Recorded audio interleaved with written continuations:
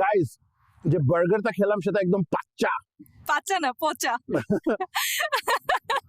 Sorry বেবে। Guys এখানে আমরা এখন খাচ্ছি কুত্তার বিরিয়ানি আমার পুকিকে নিয়ে। এও এটা তুমি কি বললা? So guys, we are now sitting in an ice cream parlor where we will try Discon, Savoy and Polar ice cream. Baby, which one will you eat? I always eat Polar's one. So guys আমি আর আমার বেবেকে বিমান থেকে শুধুমাত্র একটা sandwich দিছে যে তার size খুব ছোট। That's what she said. Oh. Oof, bebe. Sandata onek juicy and tender. Just like you.